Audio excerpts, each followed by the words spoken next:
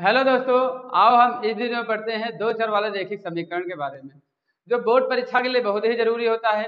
इससे बोर्ड परीक्षा में 6 नंबर के जो लॉन्ग क्वेश्चन आते हैं, इससे एक क्वेश्चन जरूर आता है। तो आओ हम पढ़ना स्टार्ट करते हैं दो चर वाले रैखिक समीकरण। तो सबसे पहले हम यही पहचाने कि दो चर वाले रैखिक समीकरण होते क्या चीज हैं। तो देखो, नाम से ही इसके पता चल रहा है कि कितने चर होने चाहिए, दो चर होने चाहिए। और इससे पहले जब हम बहुपद चैप्टर पढ़ा चुके हैं तो उसमें हम पढ़ा चुके हैं कि चर किसे कहते हैं, जिनके मान बदले जाते हैं उसे हम चर पद कहते हैं। जैसे एक्स वाई जेड, देखो एक्स का मान कहीं एक तो कहीं पर दो, तो ये एक्स वाई जेड ये सब क्या होते हैं, चर होते हैं।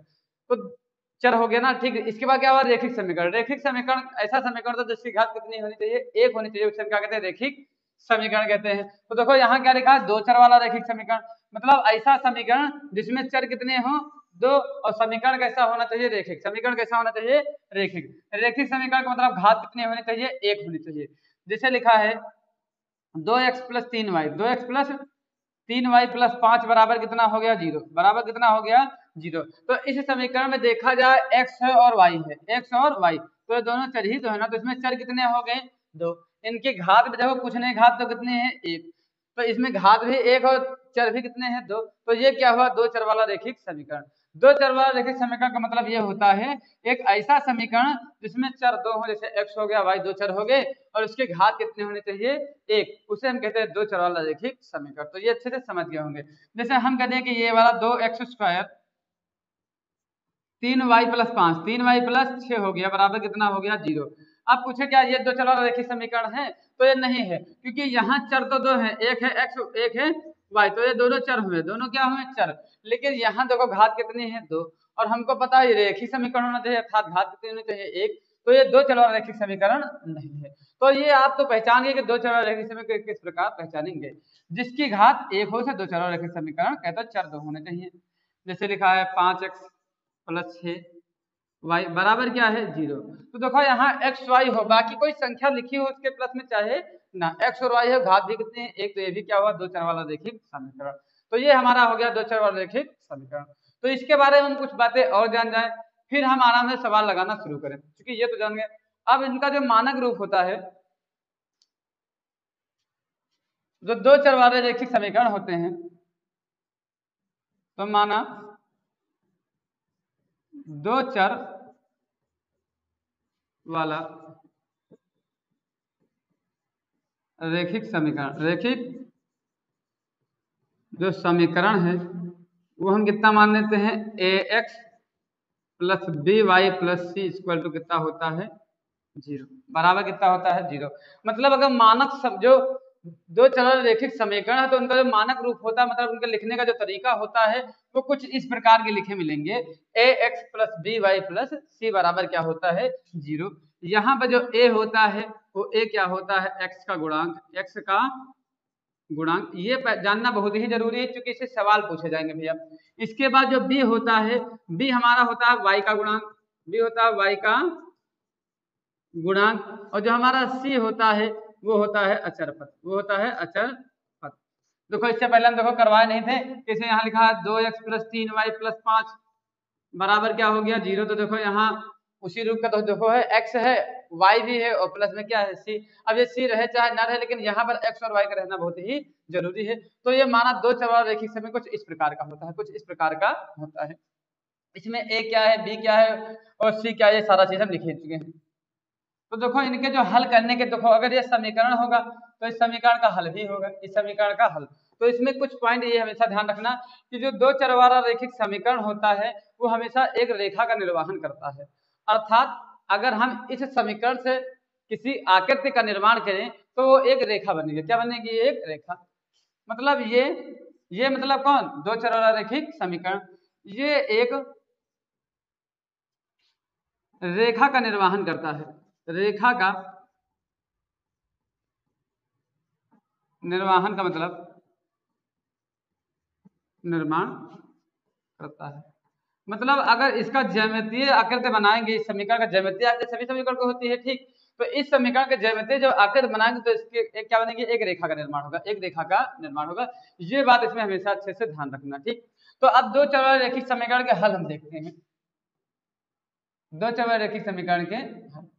तो अगर यहाँ से दो जब समीकरण के हल तभी निकलेंगे जब समीकरण कितने होंगे, दो। समीकरण कितने होंगे, दो। तो जैसे हम मान लें कि एक समीकरण ये हुआ ax प्लस बी वाई, देखो ax मतलब ये अच्छे समझ गए ना कि दो चर वाले रैखिक समीकरण क्या होते हैं, या एक मतलब या ये एक रेखा का निर्माण करता है अथवा निर्वाहन करता है जो समीकरण होता है।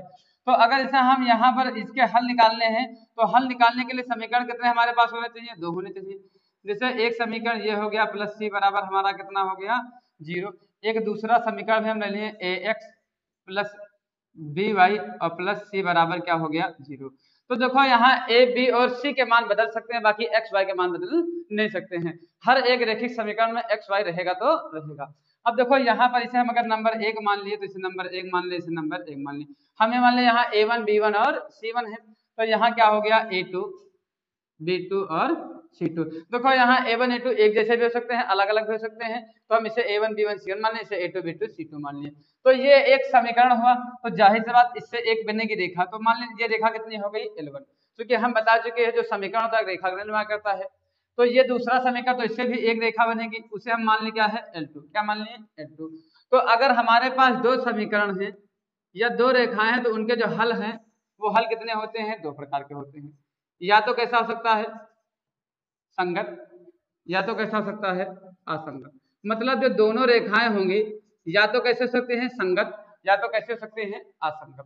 देखो संगत का मतलब क्या होता है, देखो यहाँ पर जो दो रेखाएं हैं तो दो समीकरण हैं, तो इन दो समीकरण का जो हल हो सकता है वो हो सकता है संगत और असंगत। संगत असंगत का मतलब ये होता है कि अगर दो रेखाएं हैं ना, तो दो रेखाएं का एक दूसरे से मिल जाए, एक दूसरे से मिल सकती हैं, तो उसे हम क्या कहते हैं, संगत, उसे कहते हैं संगत। और अगर दोनों एक दूसरे से नहीं मिली तो उसे हम क्या कहते हैं, असंगत। तो दो रेखाएं तो एक यही स्थिति हो सकती है कि या तो एक दूसरे से मिल जाए, जैसे ये L1 हुई तो ये क्या हो गई, L2। तो कहा एक दूसरे से ना मिले, ये L1 हो तो ये L2, ये कहीं मिली नहीं। तो यहाँ से ये दो प्रकार, एक संगत और एक असंगत। देखो मिलना भी दो प्रकार से होता है कि ये एक सीधी रेखा का निर्माण करेगा, मतलब जो इससे बनेगी तो एक सीधी रेखा बनेगी। तो देखो एक सीधी रेखा का ऐसे से आ सकते तो एक बार काट रही है, और कहा एक दूसरे के ऊपर भी हो सकते हैं, एक दूसरे के ऊपर, जहां से L1 जाए वहां से क्या जा सकती है, L2। तो असंगत तो कितने प्रकार के होते हैं, दो। मतलब जो संगत कितने होते हैं, दो प्रकार। संगत का मतलब मिलना, तो मिलना दो प्रकार से होता है, या तो कहो एक बार मिला जाए, या तो कहो हमेशा के लिए मिल जाए। ठीक, तो उसी प्रकार यहाँ होता है, दो प्रकार के होते हैं। जब एक बार मिलता है तो उसे हम क्या कहते हैं, दोनों रेखाएं क्या कर रहे हैं, प्रतिच्छेद। दोनों रेखाएं क्या कर रहे हैं, प्रतिच्छेद। और अगर एक दूसरे को ऊपर दोनों रेखाएं, तो कैसी रेखाएं कहलाती हैं, दोनों रेखाएं क्या हैं, संपाती। दोनों रेखाएं कैसी हों, संपाती। मतलब जो दो रेखाएं हैं, दो रेखा मतलब दो समीकरण, दो रेखा का हल, दो रेखा का हल, वो संगत हो सकते थे, असंगत। ये प्रतिच्छेद करेंगे या तो संपाती होंगे। इनमें क्या होता है, ये होते हैं समांतर। ये कैसे होते हैं, समांतर। मतलब अगर दोनों रेखाएं समांतर होंगी तो क्या होंगी, असंगत। जैसे ये दोनों समांतर है कि नहीं, समांतर का मतलब जिनके बीच अंतर क्या हो, समान। हमको पता है सीधी रेखा तो जाहिर सी बात उनके बीच अंतर क्या होगा, समान ही होगा। तो इस प्रकार के इनके हल हो सकते हैं। अब इनसे भी क्वेश्चन हमारे पूछे जाते हैं एग्जाम में, इनसे जो ऑब्जेक्टिव वाले क्वेश्चन इससे होते हैं। तो इससे कुछ अभी और समीकरण देख लो। देखो यहाँ से हम कैसे पहचानेंगे, जैसे हम ज्यामितीय आगे से हल ना करें और हम ऐसे पहचान जाएं कि ये प्रतिच्छेद करेगा दोनों रेखाएं, कि दोनों रेखाएं संपाती हैं, कि दोनों रेखाएं क्या हैं, समांतर, या दोनों रेखाएं संगत हैं या असंगत, बिना हल किए हम जाने गणितीय रूप से। तो इसकी पहचानने का भैया तरीका ये है कि अगर हम यहाँ से जो a1 a2 है, अगर a1 अनुपाते a2, a1 अनुपाते a2 और b1 अनुपाते b2, b1 अनुपाते b2 का अगर अनुपात लें और अगर दोनों बराबर नहीं है तो दोनों रेखाएं क्या करेंगे, प्रतिच्छेद, दोनों रेखाएं प्रतिच्छेद करेंगे। अगर यहाँ क्या होता है कि अगर a1 अनुपाते a2 बराबर b1 अनुपाते b2 को हो, बराबर किसके हो, c1 अनुपाते c2, मतलब यहाँ a1 a2 b1 b2 c1 c2, तो यहाँ a1 a2 b1 b2 c1 c2 का जो दोनों समीकरण का जो अनुपात लिया जाए, अगर वो दोनों बराबर होंगे तो कैसे होंगे, संपाती। दोनों रेखाएं कैसी होंगी, संपाती होंगे। अगर इनका अनुपात ये बराबर ना हो तो दोनों रेखाएं क्या करेंगे, प्रतिच्छेद। प्रतिच्छेद का मतलब एक बार काटना, जैसे एक रेखा ऐसे चली जाए, एक रेखा ऐसे, ये हो गई L1 तो ये क्या हो गई L2। तो दोनों रेखाएं कितनी बार काट रही हैं, एक बार काट रहे हैं। संपाती का मतलब एक दूसरे के ऊपर, अगर यहीं पर जा रही है L1 तो इसी पे क्या चले जाए, L2। L1 L2 एक दूसरे के ऊपर में हो रहा है, तो यहाँ अनेकों बार काट रहे हैं कि नहीं है। समांतर कब होंगी, जब अगर a1 अनुपाते a2 और b1 अनुपाते b2 तो बराबर हो, लेकिन बराबर किसके ना हो, C1 अनुपात C2 पे, तो रेखाएं कैसी होंगी, समांतर, और जो रेखाएं समांतर होती है वो क्या होती है, असंगत।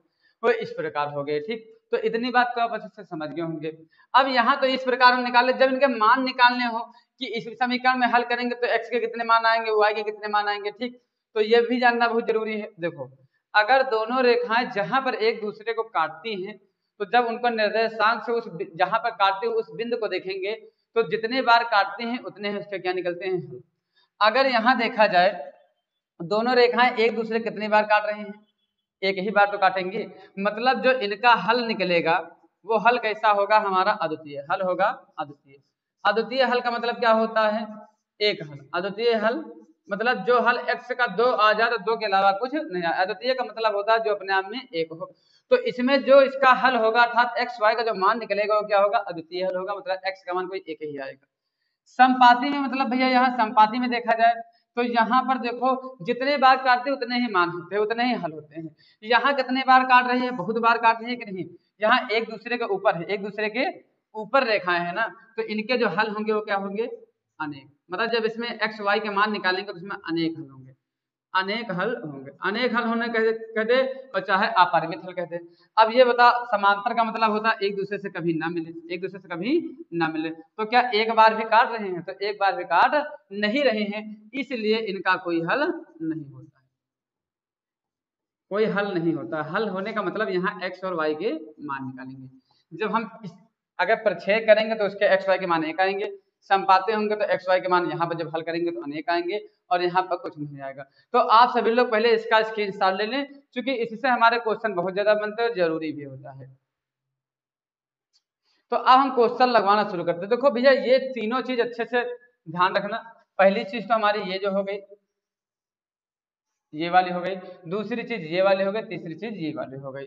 ये पता होने जब असंगत होगी तो रेखाएं क्या होंगी, समांतर होंगी, और अगर संगत होंगे तो दोनों रेखाएं या तो प्रच्छेद करेंगे या तो क्या होंगी, समपाती। हमको पता है अगर दोनों रेखाएं संगत है ना, संग मतलब मिलना तो एक बार मिल सकती है तो अनेकों बार मिल सकती है। तो इस प्रकार हो गया। अब इनसे हम सवाल लगवाएं। देखो जैसे यहाँ पर सवाल है, यहाँ पर कह रहा है कि अनुपात A1 अनुपात A2 B1 अनुपात A1 अनुपात A2 B1 अनुपात B2 C1 अनुपात C2 की तुलना करके यह बताइए कि निम्न समीकरण युग्म द्वारा निरूपित जो रेखाएं होंगी, मतलब ये जो एक समीकरण बनेगा तो इससे क्या बनेगी, रेखा। इससे क्या बनेगी, रेखा। दो समीकरण दो रेखाएं बनेंगे। तो जो रेखाएं हैं एक बिंदु पर प्रच्छेद करती हैं, कि समांतर हैं अथवा समपाती हैं। मतलब ये दोनों रेखाएं कैसी हैं, एक दूसरे का प्रच्छेद कर रहे हैं, या समांतर हैं या समपाती हैं। तो हम आपको पहले ही बता चुके हैं A1 और A2 से तुलना करवा के। तो सबसे पहले हम यहाँ A1 A2 देखो, दो समीकरण है तो इसमें जो एक निकलेगा इससे ABC इससे भी निकलेगा, ABC इससे भी निकलेगा। तो एक को A1 B1 C1 मान ले, तो एक को A2 B2 C2 मान ले। जैसे यहाँ पर जो हम बता चुके हैं जो A होता है वो x का गुणांक होता है, तो यहाँ x का गुणांक होता है, x के आगे जो होता है उसे गुणांक कहते हैं। तो x के आगे कितना है, 5 है। जो b होता है y का गुणांक होता है, तो जहाँ y के आगे कितना है, -4। देखो भैया यहाँ चिन्ह सही रखेंगे। इसके बाद एक होगा c, जो इसमें बचा वाला पद होता है c कहलाता है। यहाँ प्लस का 8 बचा है, प्लस का 8 है, प्लस प्लस उतारो चाहे ना उतारो। इसके बाद इनमें भी a निकाल लें। अगर इनमें x का गुणांक कितना है, 7 हुआ। इसके बाद b होगा भैया, b यहाँ कितना है, -6 है। इसके बाद यहाँ c भी होगा, c का मान कितना है, प्लस का 9, प्लस ले लो चाहे न ले लो भैया। इतनी बात तो आप सभी लोग अच्छे से समझ गए होंगे। देखो जो a होता है वो x का गुणांक होता है, y होता है b का गुणांक, बाकी बचा वाला c कहलाता है। हाँ उसी प्रकार यहाँ अब इसे अगर हम नंबर 1 दे दें, ये नंबर 1 हो जाएगा। अगर इसे A1 B1 C1 दे दें तो इसे A2 B2 और C2 देना पड़ेगा। जरूरी नहीं कि तुम इसे A1 B1 C1 दे दो, आप उसे A2 B2 C2 दे सकते हो, इसे A1 B1 और C1 दे सकते हो। ठीक, तो यहाँ से अगर हम इनमें हमें देखना चेक करना है तो हम जानते हैं बिना समीकरण को हल किए भी हम बता सकते हैं कि तुलना करके। तो यहाँ तुलना की कि A1 अनुपात A2, देखो यहाँ करवा रहे हैं A1 अनुपात A2 B1 अनुपात B2 और C1 अनुपात C2। देखिए A1 का मान यहाँ कितना है, 5 है। A2 का मान कितना है, 7 है। B1 का मान कितना है, -4 है। और इसका मान कितना है, 6 है। C1 का मान कितना है, 8 है। इसका मान कितना है, 9। अब इसको हम हल कर रहे हैं। देखो इसे जिस संख्या से ऊपर, किसी संख्या को जिस संख्या से ऊपर करता है उस संख्या से नीचे। देखो 5 5 से कटेगा, लेकिन 7 से 7 5 से नहीं कटेगा तो नहीं काटेंगे। यहाँ देखिए 2 दूनी 4 तो 2 3 6। तो यहाँ जब हम हल करके लेकर आए तो हमारा कितना आ गया 5/7, 5/7 और यहाँ कितना रहा 2/3 -2/3 और यहाँ कितना रहा 8/9, 8/9। तो कहीं ये इसके बराबर है 5/7, कहीं 2/3 के बराबर है, तो एक दूसरे के बराबर नहीं। देखो ये भी बराबर नहीं, तो हम पहले वाला देख ले, केवल पहले देखो यहाँ पर क्या हो रहा है कि A1 अनुपात A2, A1 अनुपात A2 बराबर किसके नहीं है B1 अनुपात B2 के। यहाँ A1 अनुपात A2 किसके बराबर नहीं B1 अनुपात B2, और B1 अनुपात B2 C1 अनुपात C2 के भी बराबर नहीं। लेकिन हम जब पहले हमको मिलेगा तो कोई दिक्कत नहीं। ये भी होता है कि जब A1 अनुपात A2 बराबर B1 अनुपात B2 का नहीं होता C1 अनुपात B2 तब भी प्रतिच्छेद ही करते हैं। ठीक, तो इससे हम ये बता चुके हैं कि अगर A1 अनुपात A2 बराबर ना हो B1 अनुपात B2 के, तो दोनों रेखाएं कैसे करेंगे प्रतिच्छेद करेंगे, दोनों रेखाएं प्रतिच्छेद करेंगे। तो अतः हम यहाँ ये लिख सकते हैं ना कि A1 अनुपात A2 बराबर नहीं है किसके B1 अनुपात B2 के, अतः दोनों रेखाएं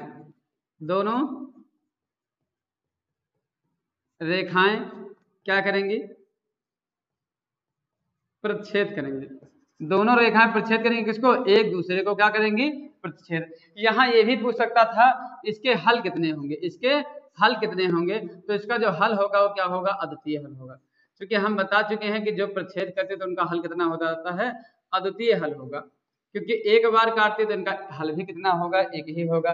तो ये आप अच्छे से समझ गए होंगे। इस क्वेश्चन को आप फिर से भेजा एक बार देख लो। यहाँ A1 B1 C1 निकालना, A2 B2 C2 निकालना, इनकी आपस में तुलना करवाना। अगर A1 अनुपात A2 बराबर B1 अनुपात B2 के नहीं है तो हम लिखवा चुके हैं कि अगर A1 अनुपात A2 बराबर B1 अनुपात B2 के नहीं है तो दोनों रेखाएं क्या करती हैं प्रतिच्छेद करेंगी, और जिनका हल होगा वो क्या होगा अद्वितीय हल होगा।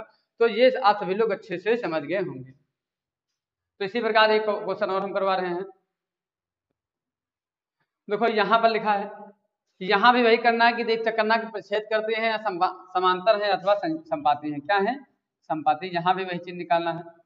तो देखो सबसे पहले हम यहाँ A1 A2 B1 B2 और C1 C2 निकालें। तो जब यहाँ हम A1 A2 निकालेंगे, यहाँ देखें तो यहाँ A1 मान लें, A1 डायरेक्ट कहते हैं A1 कितना है 9 है। इसके बाद हम B1 मान लें, B1 हमारा कितना है 3 है। और अगर यहाँ से हम C1 मान लें तो C1 हमारा कितना है 12 है। कितना है 12। A क्या होता है X का गुणांक, Y क्या होता है B का गुणांक, मतलब Y का गुणांक क्या होता है B, A किसका गुणांक होता है X, बाकी बचा वाला C कहलाता है। इसी प्रकार यहाँ भी देख लो, इसे हम A2 दे देंगे तो A2 का मान कितना है 18 है। तो यहाँ से हम B2 दे देंगे, B2 का मान कितना है 6। और अगर यहाँ हम C2 दे दें तो C2 का मान कितना आ गया 24। कितना आ गया 24। अब यहाँ उसी प्रकार तुलना करवाना है। तो अगर हम यहाँ A1 अनुपात A2 एक बार देखो, यहाँ पर तुम्हें लिखने की जरूरत नहीं है कि इस प्रकार पहले से ले लो C1 अनुपात C2, यहाँ पहले से बराबर न लगाना। अब देखो इसी प्रकार हमें तुलना करके चेक करना है कि कैसी रेखाएं हैं। तो देखो यहाँ हम A1 का मान रखें, A1 का मान कितना है हमारा 9, इसका मान कितना है 18, B1 का मान कितना है 3 और इसका मान B2 मान कितना है 6, C1 का मान हमारा कितना है 12 और इसका मान कितना है 24। भैया जिस संख्या से ऊपर काटते हैं उसी संख्या से हम नीचे काटते हैं। तो देखो 9 × 9 मतलब जिस संख्या से ऊपर विभाजित करते हैं उसी संख्या से नीचे विभाजित किया जाता है। 9 × 9 तो 9 दूनी 18, इसे 3 × 9 3 तो 3 दूनी 6 और ये 12 × 9 12 तो 12 दूना 24। मतलब जब इसको हल किया तो ऊपर 1/2, यहाँ भी कितना रहा 1/2 और यहाँ भी हमारा कितना रहा 1/2। तो देखो सब क्या है बराबर, सब क्या है बराबर। अतः यहाँ क्या हो रहा है कि A1 अनुपात A2, A1 अनुपात A2, B1 अनुपात B2 और C1 अनुपात C2। A1 अनुपात A2 बराबर B1 अनुपात B2 बराबर C1 अनुपात C2। इसलिए दोनों रेखाएं कैसी होंगी समपाती। समपाती को तो सब बराबर है ना, समपाती होंगी, इसलिए तो सब बराबर हो गई ना, कोई दिक्कत तो है नहीं। तो अतः यहाँ जो दोनों रेखाएं होंगी कैसे होंगी समपाती होंगी। क्यों होंगी, क्योंकि हम बता चुके हैं अगर A1 अनुपात A2 बराबर B1 अनुपात B2 C1 अनुपात C2 वापस में बराबर होता है दोनों रेखाएं कैसी होती है समपाती। तो ये आप सभी लोग अच्छे से समझ गए होंगे। यहाँ देखो प्रतिच्छेद समपाती और समांतर ही पूछा है। कभी कभी ये भी पूछ सकता है कि ये बताओ कि इनका हल कैसा होगा। इनका हल भी कैसा होगा ये भी पूछ सकता है। तो ये बताओ दोनों रेखाएं संपाती हैं अर्थात एक दूसरे के ऊपर हैं, तो ये बताओ हम बताए थे जितनी बार रेखाएं एक दूसरे को काटती हैं उतने ही हल होते हैं। तो यहाँ एक दूसरे को तो बहुत बार काटे, एक दूसरे के ऊपर ही है ना, तो इनके जो हल होंगे वो कितने हल होंगे, अनेक हल होंगे। अनेक कहीं कहीं किताब में, जब किताबों में देखोगे तो वहां लिखा रहेगा अपरिमित, अपरिमित हल होंगे। अपरिमित का मतलब अनेक ही होता है, अपरिमित हल होंगे। तो इस प्रकार वाले क्वेश्चन तो आप सभी लोग अच्छे से समझ गए होंगे और लगा भी लेंगे। इतनी बात तो अच्छे समझ गए। अब जैसे ये वाला सवाल है, इसका भी स्क्रीनशॉट आप ले लो। इसके बाद ये वाला सवाल है दूसरा वाला, ठीक उसी प्रकार है, इसका सभी लोग स्क्रीनशॉट ले लो। इसमें बताना है आप सभी लोग को कमेंट में कि ये कैसा होगा, कि संपाती होगा कि समांतर होगा या प्रतिच्छेदित। देखो यहाँ संपाती नहीं होगा, सब जगह संयोगी नहीं संपाती लिखा है। आप सभी लोग को चेक करना है, इसका आंसर आप सभी लोग कमेंट में बताना। इसके बाद अब हम देखते हैं भैया समीकरण को हल करना। जैसे ये एक समीकरण है, अब इस समीकरण को हल करना, हमें ये नहीं बताना कि प्रतिच्छेदित करते हैं, संपाते हैं या समांतर हैं, ठीक। तो अब जैसे इस समीकरण को हमें हल करना है, तो हम ये सबसे पहले देखें कि इनके हल करने के कितने तरीके हैं। हल करने के तरीके, तो सबसे पहले हम बताएं कि हल करने के कितने तरीके होते हैं। हल करने का मतलब एक्स वाई के मान निकालना, ठीक। तो जो दो चर वाले रैखिक समीकरण होते हैं, दो चर वाले रैखिक समीकरण को हल करने के तरीके, हल करने के जो तरीके होते हैं, मतलब विधियां कितने होती हैं। दो चर वाले रैखिक समीकरण को हल करने के तरीके अर्थात विधियां, तो इनको भैया हल करने के दो तरीके हैं। पहला तो तरीका है गणितीय विधि। पहला जो तरीका है वो कौन सा है, गणितीय विधि। मतलब दो चर वाले रैखिक समीकरण को तो एक तो गणितीय रूप में हल कर सकते हैं। गणितीय रूप क्या होता है सब बताएंगे। इसके बाद एक होता है ग्राफीय विधि, मतलब जो दो चर वाले रैखिक समीकरण होते हैं उनके हल करने के दो तरीके होते हैं। या तो आप गणितीय विधि से हल करो, या तो कि क्या किया जाए, या तो हम क्या करते हैं कि ग्राफ बनाकर उसको हल करें, तो ये क्या होता है ग्राफीय विधि। ग्राफीय विधि, ग्राफीय विधि का मतलब होता है, ग्राफीय विधि का दो या ज्यामितीय विधि का दो, ज्यामितीय विधि मतलब यहाँ से इसका फिगर बना के रेखाओं का निर्माण करके हम उसको हल करें तो उसे कहते हैं।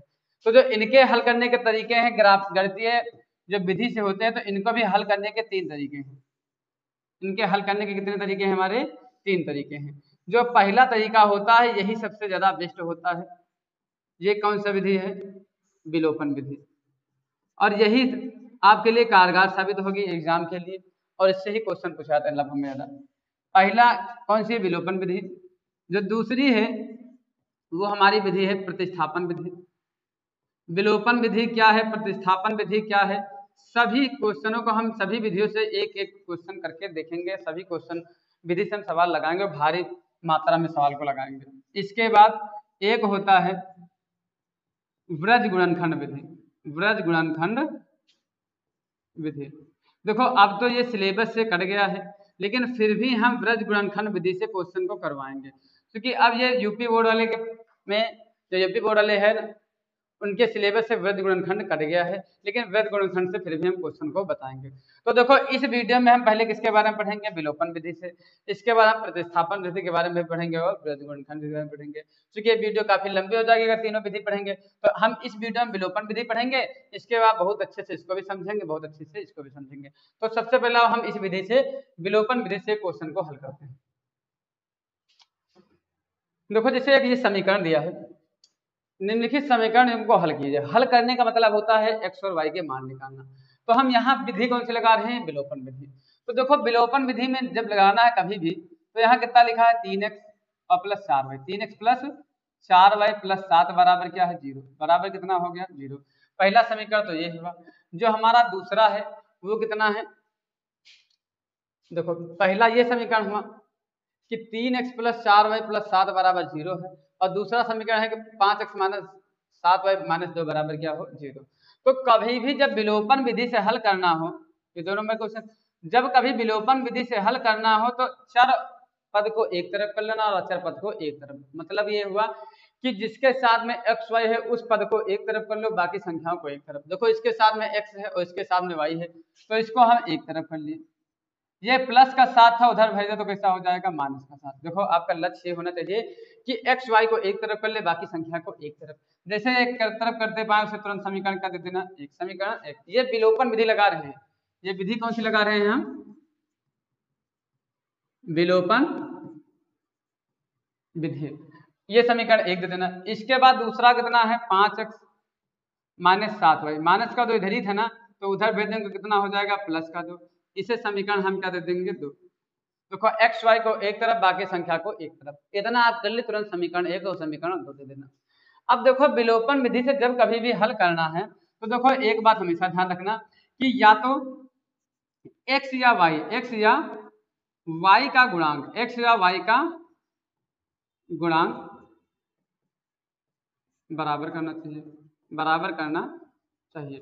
मतलब तुम्हारा सबसे पहला काम ये है कि x और y का जो गुणांक है, या तो x का गुणांक या तो y, दोनों समीकरण में या तो x का गुणांक बराबर कर लो दोनों समीकरण में, या तो y के गुणांक। गुणांक बता जो आगे लिखे हो तो उनको बराबर कर लो, या तो यहाँ ले बराबर कर लो, या तो यहाँ। अगर यहाँ x 3 है, यहाँ कितना है 5, तो कुछ प्रकार इसमें कहो कि जितना यहाँ रहे उतना यहाँ रहे, या तो y के बराबर कर लो। x या y का गुणांक क्या करना चाहिए? बराबर करना चाहिए।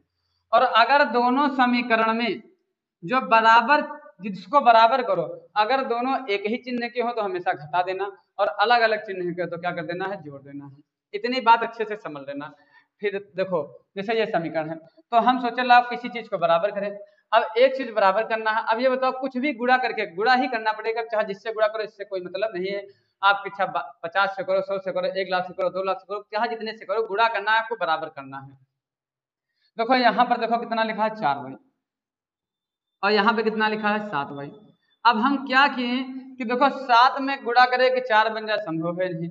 4 में गुणा करे 7 हो जाए, संभव ये भी नहीं है। तो हम सोचे कि लाओ, अगर यहाँ 4 में हम गुणा किससे करते हैं? 7 से, तो 7 चौक कितना हो जाएगा? 28y हो जाएगा। तो हम इसमें किससे कर दें?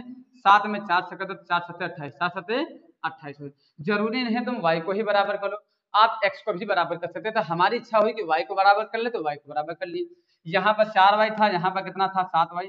हम किसी भी संख्या से गुणा करते दोनों बराबर होता, तो हम सोचे लो 7 से गुणा से करें, 7 चौक 28 हो जाएगा। इनमें 4 से गुणा करते तो इसमें कितना हो जाएगा? 4 7 28। मतलब समीकरण एक में 7 से गुणा किए, समीकरण 2 में 4 से गुणा किए हैं। इतना बार। अगर आप ये नहीं समझ पा रहे हो, अगर थोड़ा इनमें कंफ्यूजन हो जाए, दिक्कत हो जाए ना, तो जो चीज जैसे y का बराबर कर रहे हैं, तो जो चीज y के यहाँ हो उसका गुणा पहले वाले में कर देना, और जो पहले वाले में हो y के आगे वो कैसे कर देना? दूसरे। तो देखो दूसरे में वहां ऊपर वाले में 4 था, दूसरे में कितने गुणा किए हैं? 4 से। नीचे वाले में 7 था, ऊपर वाले में कितने गुणा किए? 7 से गुणा किए। तो ये भी समझ सकते हो। बाकी तो हम तुम्हारे आपको बता ही दिए हैं कि किस प्रकार करना है। ठीक, तो हम क्या किए हैं कि समीकरण जो एक होता है, समीकरण एक में हम गुणा किससे कर दिए हैं? 7 से। समीकरण एक में 7 से गुणा कर दिए, समीकरण 2 में कितने गुणा कर दिए हैं? 4 से। क्योंकि ये हमें पद बराबर करना था। देखो विलोपन विधि में एक काम ही आपका होता है, x बराबर कर लो या तो y बराबर कर लो। हमारी इच्छा हुई y बराबर करने, तो हम y के बराबर कर लिए। इनमें 7 से गुणा कर दे, इनमें 4 से गुणा कर दिए। अब जरूरी नहीं कि आप 14 से गुणा कर दो, इनमें कर दो 8 से गुणा करो, तब भी बराबर हो जाएंगे, लेकिन हम मिनिमम देखते तो मिनिमम हो गया। अब ये लिखो चाहे ना लिखो, मतलब हम यहाँ क्या किए हैं कि समीकरण एक में 7 से, समीकरण एक में 7 से, तथा समीकरण दो में किससे गुणा किए हैं? 4 से गुणा करके, 4 से गुणा करके आपस में जोड़ने पर। इसका मतलब क्या हुआ? देखो भैया, अगर हम समीकरण एक में 7 से गुणा करते, समीकरण 2 में 4 से गुणा कर देंगे, तो ये बराबर हो जाएगा। अब जोड़ो, गुणा करके आपस में जोड़ने, मतलब दोनों समीकरण को आपस में जोड़ना है। तो हम जोड़ क्यों रहे हैं? क्योंकि यहाँ प्लस है, यहाँ क्या है? माइनस। मतलब अगर तुम गुणा करो, और अगर गुणा करने पर जो बराबर करने वाले जो बराबर पद होते हैं, जो पद बराबर हो जाए, जिनका गुणांक बराबर हो जाए, अगर वो अलग अलग चिन्ह के हो तो हमेशा जोड़ देना है। और अगर एक जैसे हैं, अगर माइनस है तो घटा देना है, प्लस है तो घटा देना है। ठीक, तो यहाँ पे हम समीकरण जो भी गुणा करेंगे पूरे से गुणा करेंगे। 7 का गुणा 3 से भी करेंगे, 4 से भी करेंगे, 7 से भी करेंगे। तो ये कितना हो जाएगा? 7 त्रिक 21, 7 त्रिक 21 हो जाएगा। देखो इसको हटा दें यहाँ से। ये तो आप सभी लोग अच्छे से समझ गए हैं।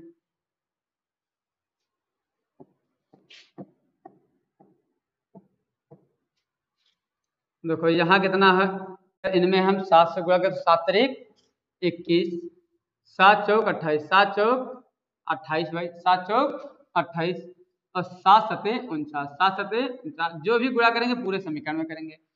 समीकरण 2 में कितने गुणा किया है, 4 से, तो 4 पंचे 20, 4 पंचे 20 एक्स, 4 सते 28, 4 सते 28 भाई, और 4 दूनी 8, 4 दूनी 8 प्लस का 8। अब देखो इसको हल किस प्रकार करेंगे, दोनों को जोड़ना है। हम क्या किए कि देखो यहाँ पर जोड़ना है तो 21 में 20 जुड़ जाएगा, चूंकि यहाँ भी प्लस लगा यहाँ भी प्लस, तो 20 21 कितना हो जाएगा हमारा 41 एक्स हो जाएगा। ये प्लस में ये माइनस में तो एक दूसरे से कट जाएंगे, चूंकि घट जाएंगे, चूंकि एक प्लस है एक माइनस है, ये माइनस में ये प्लस में तो एक दूसरे, हम कहे हैं जोड़ना है लेकिन एक प्लस में एक माइनस तो घट जाएगा। तो 49 में से अगर 8 घटाएंगे बच्चा हमारा माइनस का 41, माइनस का 41, हमें मतलब केवल एक्स से है, तो जो चीज गुणे में वो कहाँ चला जाएगा, बटे में, कहाँ चला जाएगा, बटे में। 41 से कन्नम 41, तो एक्स का मान हमारा कितना आ गया, माइनस का 1, एक्स का मान हमारा कितना आ गया, माइनस 1। कैसा है देखो, इससे करें जो चीज गुणे में था हमको मतलब एक्स के साथ बटे में गया, 41 से कन्नम 41, तो एक्स का मान हमारा कितना आ गया, माइनस का 1। जब हमारा एक्स का मान आ गया है, लेकिन हमें एक्स और वाई दोनों का मान निकालना है, तो हम भैया एक्स का मान चाहे जिस समीकरण में रख दो, हम सोचे लाओ एक्स का मान समीकरण 1 में रखने पर, समीकरण 1 में रखने पर, आप जरूरी नहीं कि समीकरण 1 में रख दो, समीकरण 2 में भी रख सकते हो। समीकरण 1 में रखने पर समीकरण 1 कितना है, 3 एक्स की जगह हमारा कितना है, माइनस का 1, गुणे में है ना प्लस का 4 वाई बराबर कितना है, माइनस का 7। अब यहाँ 3 एकन्नम 3, माइनस का 3 हो गया, ये प्लस का 4 वाई और माइनस का 7 हो गया।